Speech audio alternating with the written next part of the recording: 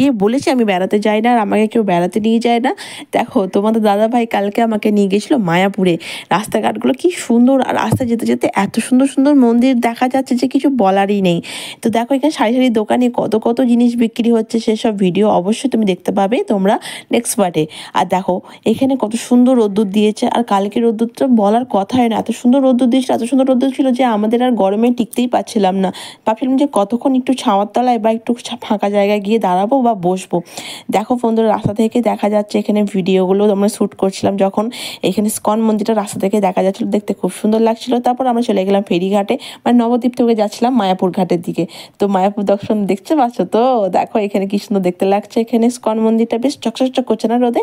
আর এখানে একটা খুব মজার বিষয় হলো গঙ্গা যমুনা একসাথে, সেটা দেখার জন্য অবশ্যই তোমরা ভিডিওতে চোখ রাখতে হবে নেক্সট পার্টে। তো আমার এখানে খুব মজার একটা বিষয় ঘটেছিল, গঙ্গায় দিকে যমুনায় দিকে, হ্যাঁ ছোটোবেলায় দেখেছিলাম সেটা এখন মনে নেই গো, কিন্তু এখন দেখে খুবই একটা আনন্দ, একটা এনজয়, একটা মনে একটা খুব সুন্দর একটা স্মৃতি মনে ক্যাপচার হচ্ছিল। তো দেখো এই রাস্তা থেকে আমরা হোটেলে খাওয়া দাওয়ার পর ভিডিও তুলছিলাম। তো ভিডিওটা দেখতে একদম ভুলবে না, দেখা হচ্ছে নেক্সট পার্টে। টাটা।